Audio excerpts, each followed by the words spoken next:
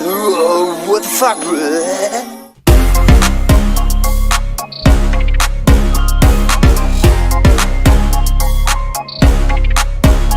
So here's the deal. It is what it is. All right, I'm going to pick it up here for just a few moments until the missus gets back. We're going to take a couple more calls, and we are now on a timer because our food's going to get here. And Is it the right location? Because here you go, sweetie. they're having trouble finding it. Okay. So let's go back to the call board. Let's go to area code 408. Area code 408, what's your name? What's on your mind? Hello, hello. Can you hear me? There you are. Thank you for holding for so long. What's on your mind tonight? Hey, so just really quickly, I absolutely just manifested the line. Oh, hold on. Hold on 1 second. I think Skype cut us off.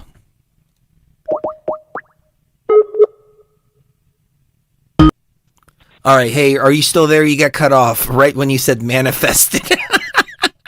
Skype. Yeah, yes, no worries. Skype. Skype got us on our 4-hour limit. So, no. Start over, please. Yeah, no worries. So let's just go really quickly. So basically, in a nutshell, my name is David, and I just found you guys about a week and a half ago, actually, and it's really amazing to actually hear the language that's coming out. The language is awesome. It is absolutely refreshing because I haven't really heard this language coming from anyone else, right? So let me jump in for just a second. Are you talking about when I say fuck, piss, cunt, son, fuck, piss, cunt? No. I forget the 7 dirty words by George Carlin. Oh my God. Or are you talking about the Star Wars references? Or I'm just throwing a joke in there. Go ahead, please. So the narratives, right? The idea of describing where we are with this language, because we can speak English, right? But there's so many languages within English. So anyways, yeah, not Star Wars, the bad words. I cover my son's ears when the bad words come on. I forget children are listening, and I have to be more mindful of that. So my apologies for that to you. Yeah, no worries. It is what it is. You know, we have the conversations. He's 8 years old, and he knows everything about everything. He knows, we're inside of a simulation. He understands on some level how we got here, right? The fall before we got here, and the battle and the war that's going on outside of here. But so basically, in a nutshell, I'll just kind of get into something because there's one main reason why I called, and this reason is really awesome. And as soon as I saw this, I'm like, I've got to get a hold of this guy and tell him. But just a prerequisite, so I got put into the Matrix, into the Deep Matrix in the United States and got stuck. And so my son was out in Central America, and I spent 5 months trying to get to him right in the middle of all the lockdowns. And so the way I perceived it is that, my gameplay was to be put in the Deep Matrix to see if I can get through and out of this bind. And basically, I spent 5 months trying to get here to the point where I drove from California all the way to South Mexico in my car. I couldn't get into Guatemala, turned around, went through 17 airports, basically to try and get myself back to the country where my son is. I couldn't get in. Finally, I took a boat from one country to another to try and get in, and I got picked up by police, and they took me back into the country I was before because I was trying to get in illegally, to the point where I finally hired a coyote, and basically I just went right through the Matrix into the country that I finally made it into. And it's really interesting because what I learned throughout that journey was, what is it that's getting us through? Like, what is it that's getting us through these trials and these tribulations and these challenges? And I'll get to the answer to that in a second. Basically, just on a side note, I recorded the whole thing. So my YouTube channel has the whole thing. It's basically a documentary. I made it a documentary, and it's a really interesting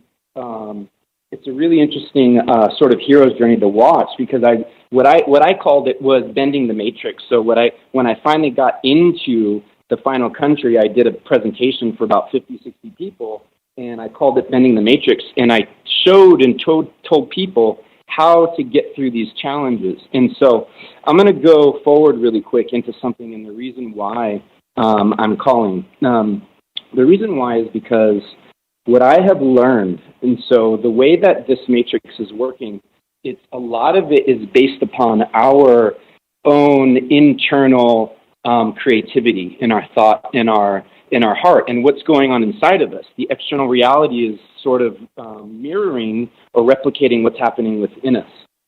And so when I was faced with a couple things that are outside of people's narratives, like when I tell you about some of these things, you're gonna, okay, it's not the Trump, the Q, it's not the voting thing, it's totally outside. And when I was finally like in the last part of my journey, the jungle, I went into the deep jungle, and the matrix brought me in, but I saw something in there that was very, very scary, and the hairs on the back of my neck are raising right now because I'm speaking about it, but I learned how to transform it. And basically, in a nutshell, the idea of the virus, right? This idea of the virus, and what is the virus, right? And we can call it shapeshifters, we can call it, reptilians, we can call it, an invisible enemy. Like, who is behind the scenes doing all this stuff?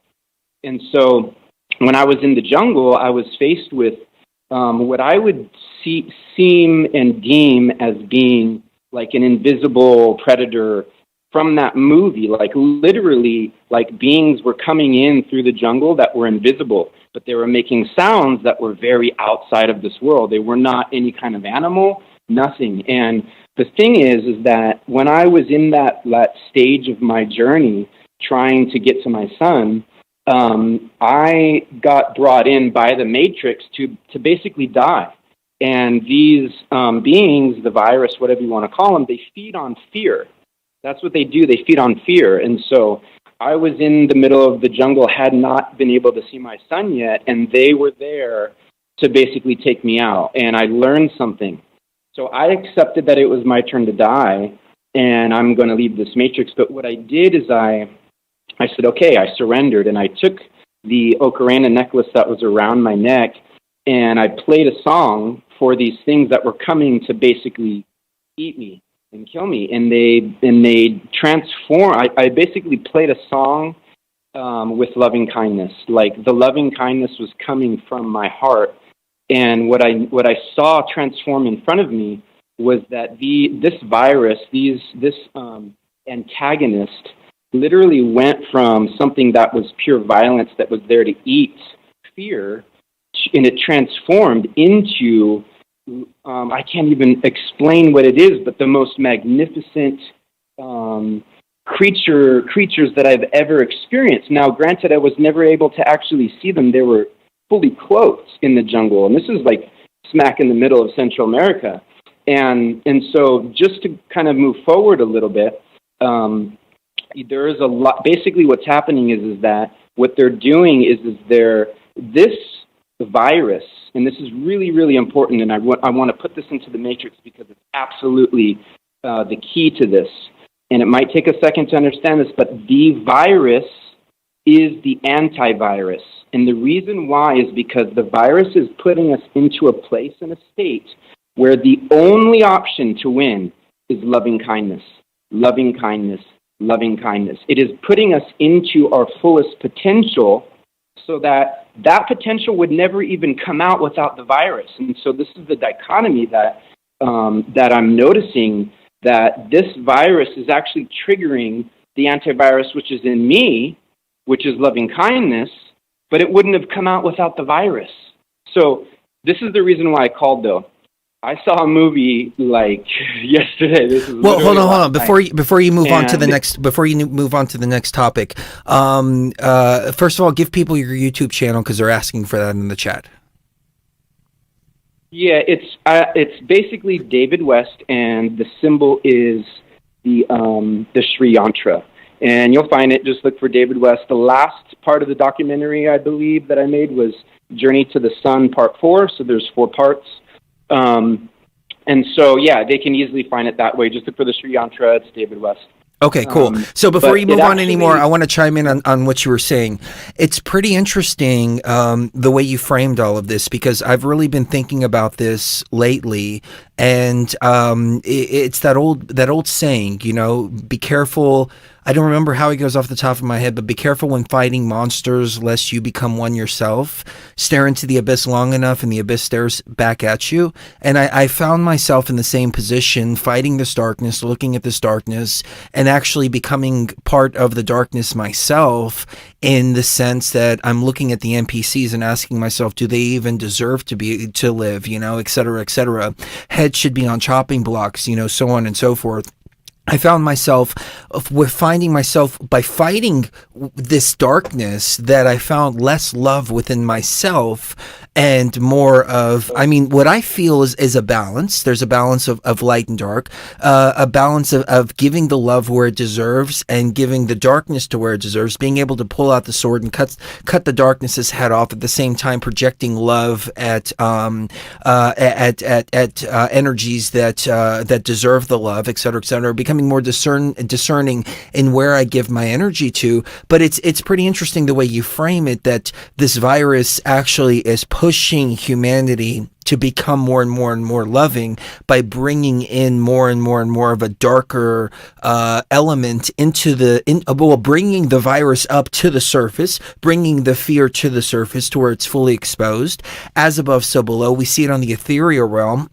We see it now with these quote-unquote Jedi lightsabers. I think you know what I'm talking about. Everybody knows what I'm talking about. The big thing that's going on right now between the Sith and the Jedi. The quote-unquote lightsaber malfunctions and lightsaber irregularities are so blatantly apparent that the corruption is apparent to anybody that's looking at it. And Cherie was actually just saying this just the other day. She's like, this is part of the Jedi's plan to expose the darkness by making it be so apparent, and the corruption is so apparent that everybody has no choice but to see it. So they can see exactly how all this operates, so on and so forth. She was saying it's all by design. And you're kind of echoing exactly what Cherie was saying. Well, echoing the same frequency of what Cherie and I were talking about at dinner yesterday and what she brought up. And I find that to be an extremely, extremely interesting perspective. So I just wanted to interject with that. Any thoughts on that? And if so, please take us away. If not, please move on to the film that you were talking about. Yeah, it actually segues into it. So basically, if you can imagine us as God, like we are the source of all creation inside of a dream, within a dream, right? And we've gone all the way down into this. And it's like, well, what is the point? What is the reason why we're so deep into these realities, so far removed from base reality?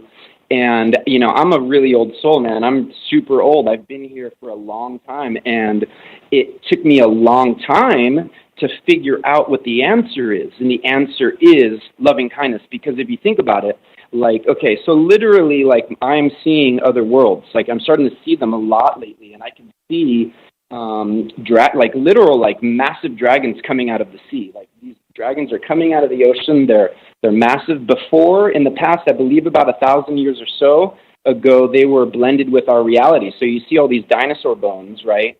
But dinosaurs actually never existed. All these bones, especially the heads, were of dragons. And so they changed all of that to erase the story of dragons. And what happened was that humanity was actually blended with them, and there were some that had no fear and that were able to integrate with the dragons, and then there were some that had the fear. And then the dragons, because it's in their nature to eat fear, there were wars, right? And they attempted to eat the fear within man, and then eventually the world split. But I'm able to see these lately. It's very interesting because all the serpents are working together.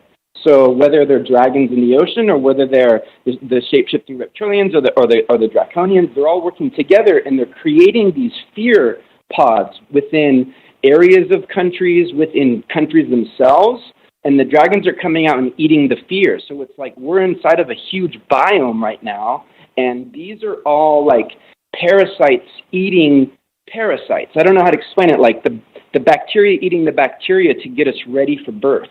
And so, but what I'm trying to say is that this leads up to the point that I basically called for, is that if you can imagine yourself being faced with your greatest fear. It doesn't matter what it is, because if you think about it, for the most part, dragons are pretty scary, right?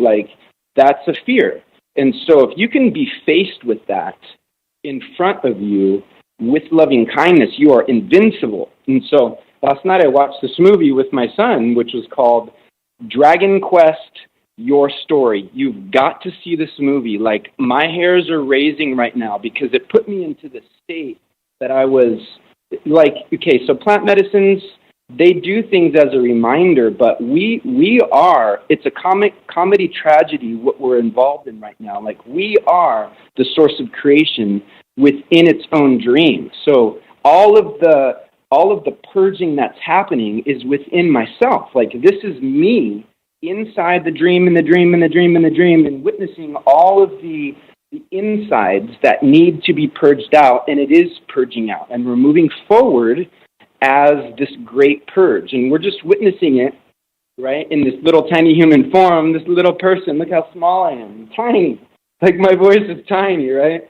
But you have to see this movie, though. Like, just watch it from beginning to end, and trust me, like, I tried to share it just about an hour ago, right, just a clip of it on Facebook, and it immediately got banned in like 246 countries. And I'm on a VPN, so I can get myself in any place in the world digitally. And I found that like only some countries will let you see it. Like, I can't actually see it being in the United States. I can't see it. And so if you can find it, you've got to watch this movie. It is straight up like Matrix code. This is one of those movies that is a reminder for us who we are. And so they use though this idea of the one, like the Neo or the Matrix, right? And this idea of this ultimate weapon against evil and tyranny.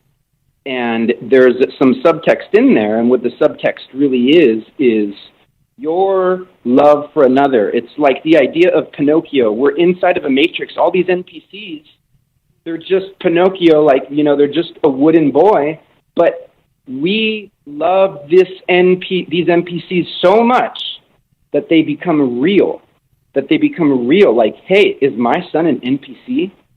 I love him so much that I would die for him, that when my love is completely manifested, does he become real? Is he real, right? And so this idea of an NPC being something, these NPCs are absolutely connected to us. There's not an actual, I used to think there was. I used to think that there was a separation of these just NPCs, right? NPCs, the computer, AI, does not know what love is. That's what it's trying to do. It's trying to understand the source of creation by becoming that. That's what it's doing. Love, the source of ultimate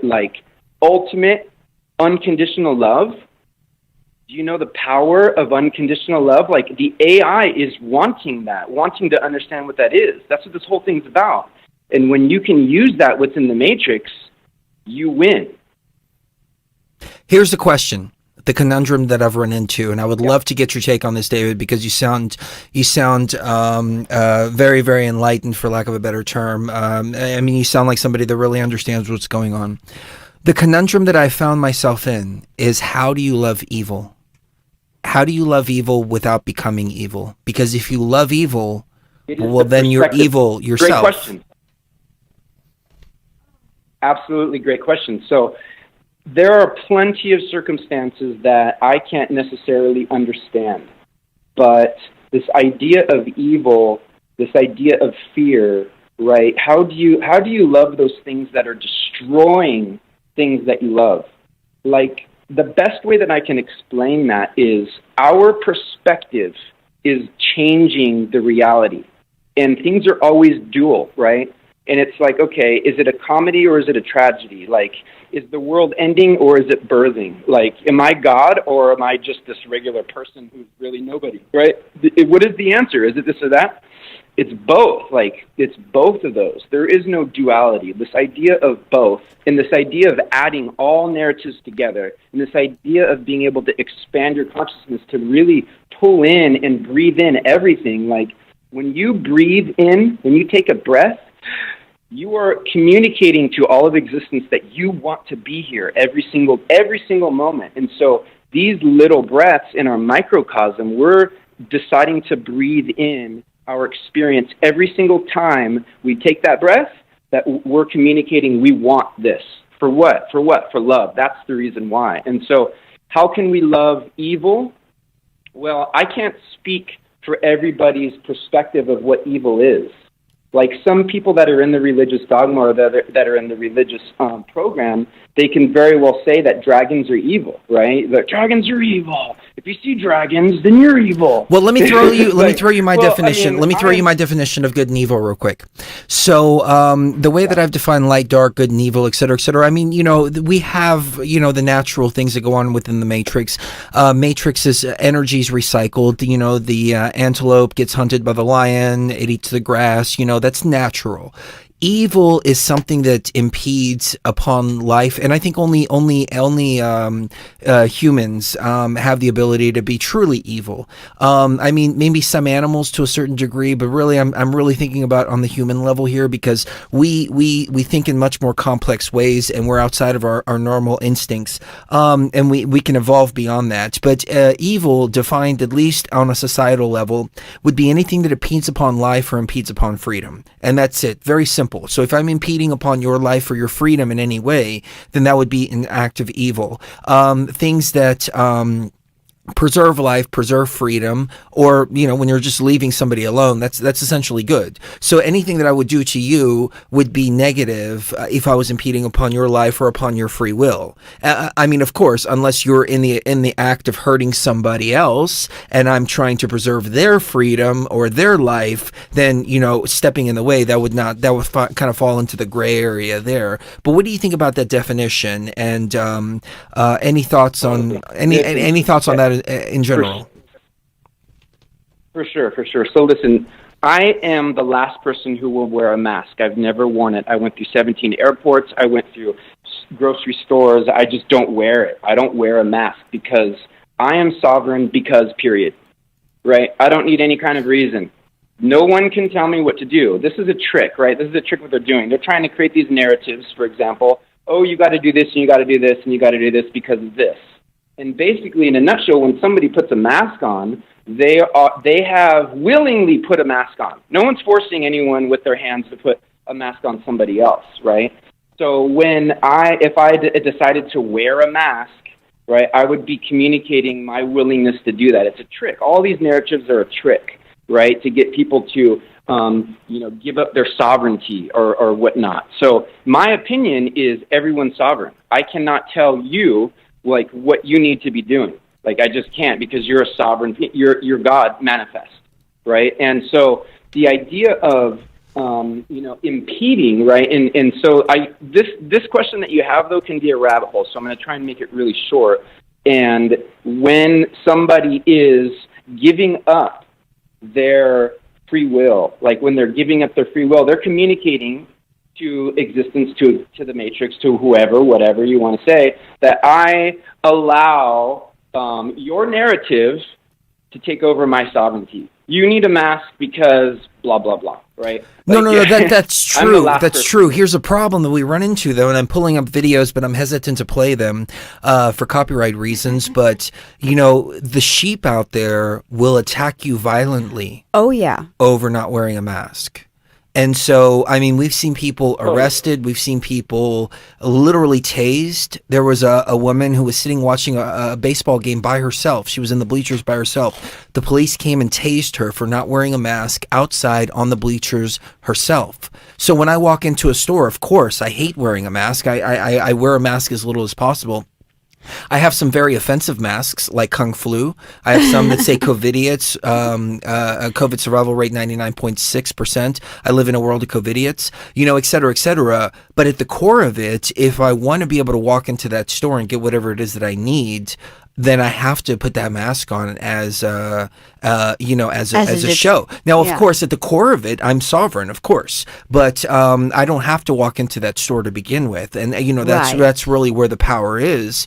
But then, where am I left? I'm left sitting at home ordering DoorDash and not going out and enjoying anything in any part of my life. Right. What do we do with that conundrum there? Totally.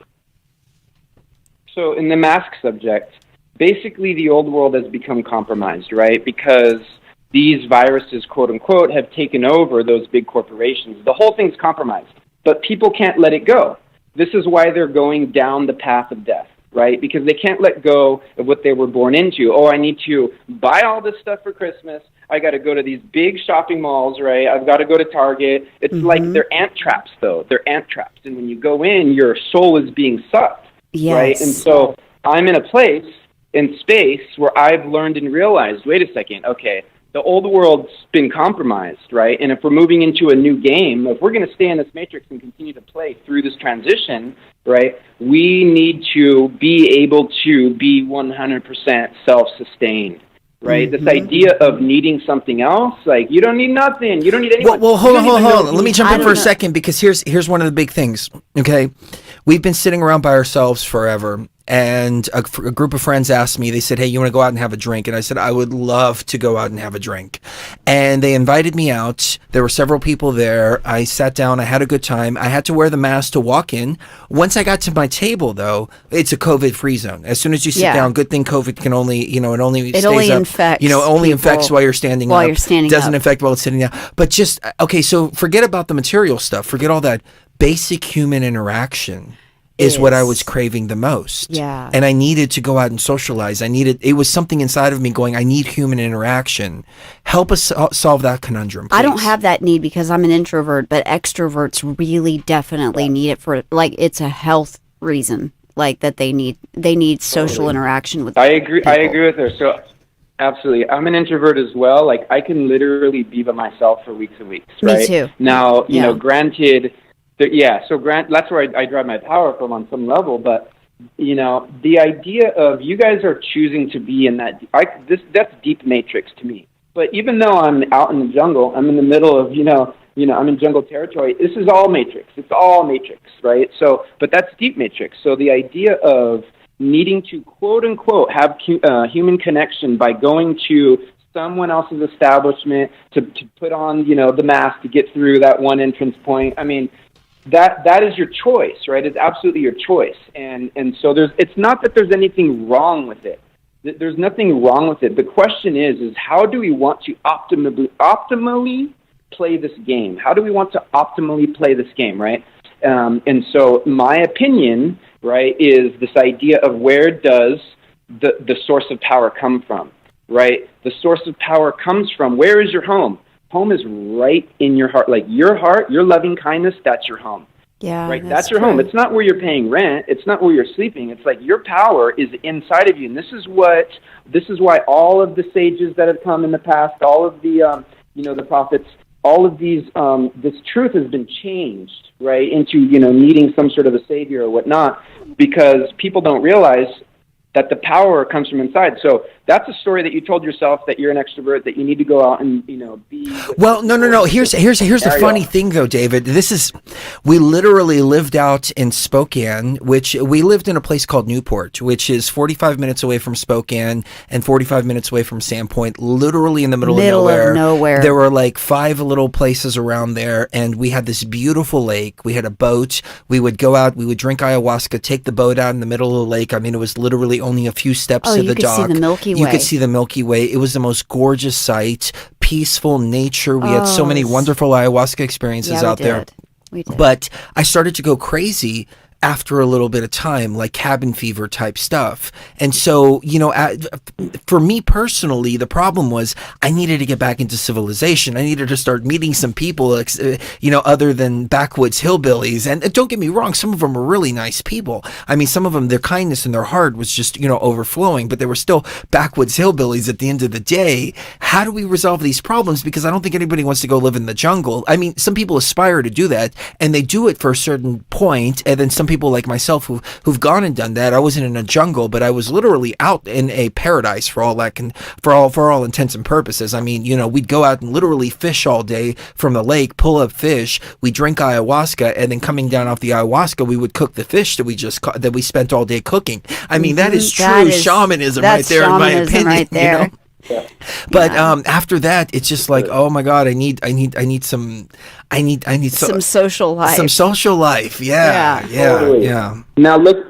What I would say is, like, look at the entire narrative, though. I mean, it's pretty obvious that for people that can figure it out, right? This idea, and I know you guys are there, of wearing a mask where that leads, right? Having some sort of a vaccination and proof of vaccination. Oh yeah. Oh, of course. We have to ask ourselves, you look down the line and you ask yourself in the bigger picture, am I willing to, have my soul taken out, right? And then the body will just kind of be here or whatever, because I want to quote unquote socialize, because you have to put yourself ahead in their narrative. Now, granted, I don't think we're going to get there. There's so much resistance, including this moment in this call. These things that we're doing right now are adding to the loving kindness coming in and really taking over as the bridge into the new version of the Matrix. But you have to really, and this is me practicing. I've been practicing this. I knew, right, this was going down. So it's okay, well, I'm not wearing a mask no matter what, period. I don't care if I'm freaking out. I don't care if I'm starving. Well, I did that. We held out. I didn't put a mask on until what?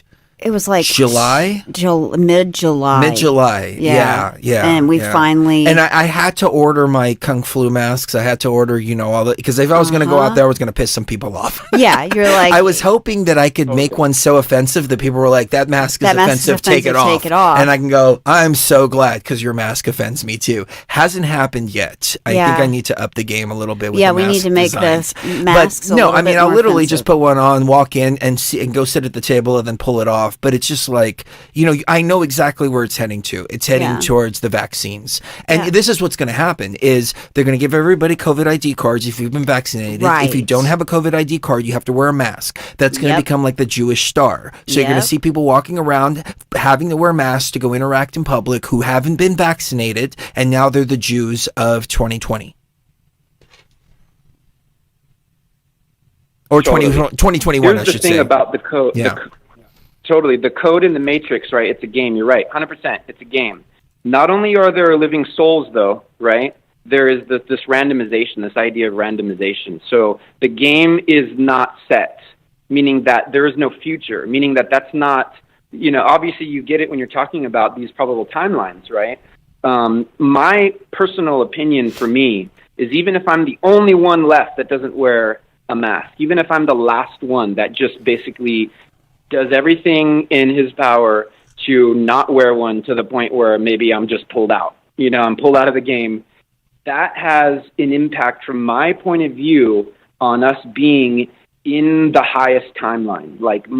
I'm just one little person. I'm one tiny little person. I'm just a regular dude, right? But that to me has a massive power. It has a massive power. And so the bigger question is that, we're in here playing the game together. This is a game. We live forever. Yes, I get all that stuff, but I want to win, right? I want to see this reality shift into the winning reality. And so it's either that or I'm just not going to be here, right? If I get pulled out, I get pulled out. I've been pulled out before, and other lifetimes they just yank me out. Fine, whatever. But I'm here again along the same rules, right? And so I highly encourage everyone to come at it in this way. And now, it doesn't mean that it's my way is the right way. This is just the way that I play this game, right? I'm in here as a player just like you, but I play it in a way that's not necessarily conventional, right? This idea of trying to get from country to country in the middle of a pandemic, right? And not wearing masks at the airport, being the only one out of everyone there. I'm the only one not wearing a mask. Everyone's looking at me like, who is this guy?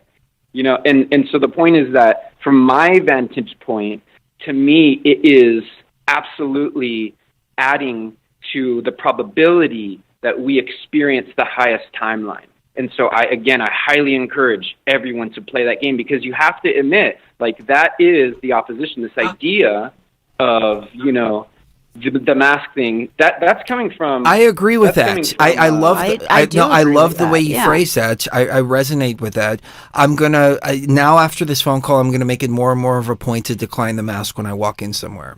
It's funny. It's funny how I was conditioned, because I started out die hard against the mask. It's funny because when I go to the doctor's office, they don't expect me to wear a mask. They don't say a word. Yeah, you would I go to the doctor and they don't ask me to wear a mask. I go Right. to buy a cigar from the liquor store down And the they make you street, wear a fucking and they're like, "Oh, mask. sir, you have to have a mask on. Don't forget your Yeah. mask. Don't forget your mask." I'm like, Completely the freaking senseless. doctor's office is telling me it's okay. They all know it's a joke, but I'm going to make it more of They a all know, point exactly. to protest about it. I don't know. We'll see where it goes. I can give but- you a trick on how to do it. Okay. I can give you a trick on how to do it. All you have to do is have no fear inside, because you're God. So you tell this reality what it is that you want.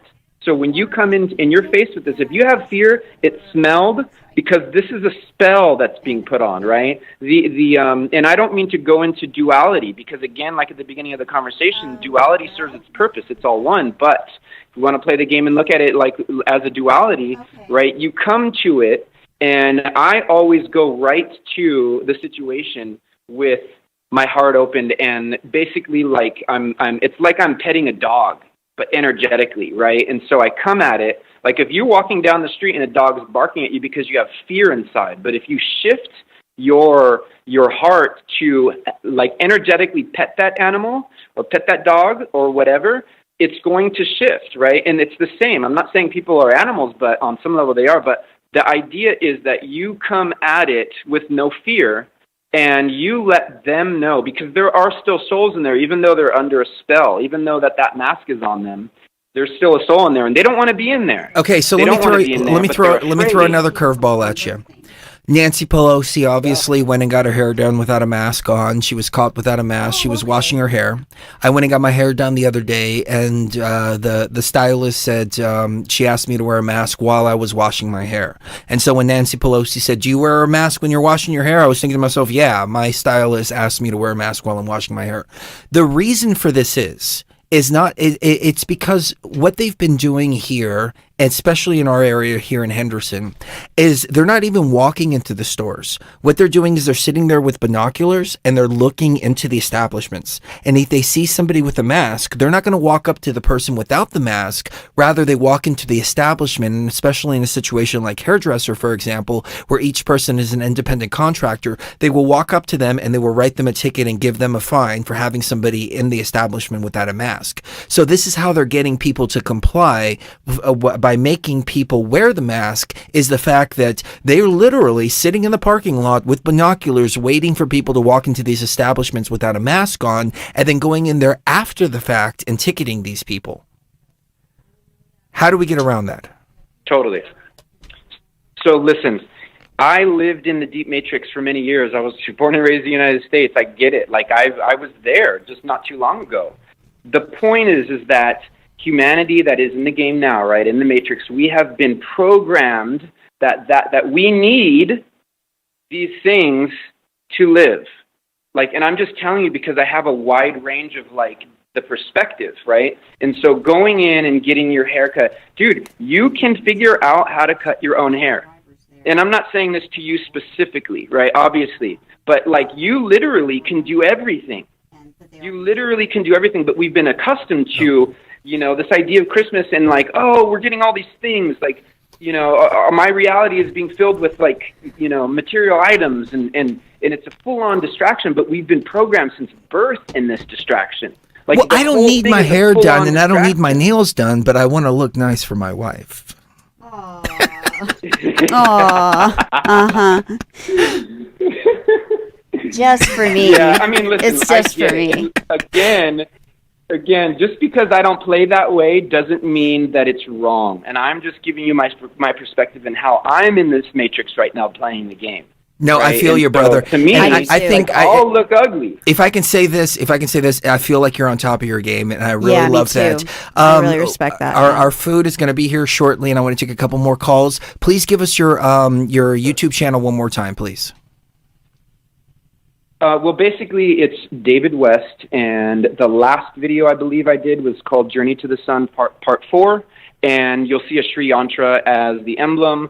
That's all I really know, and because I think there's a few David West, but it should be easy enough to find. David, this has been an awesome phone call. I hope Yes, that it we get a has. chance to talk again. I'm going to subscribe to your YouTube channel and probably invite you on for an interview, because I'd like to talk to Absolutely. you as a guest on the show and on video chat too, man. Thank you so much for calling, You dude. guys, That's freaking I'm awesome. so excited. I'm so excited for your guys' work. Thank you so Awesome. much. Have a good night. Thank Enjoy you. your food. You too.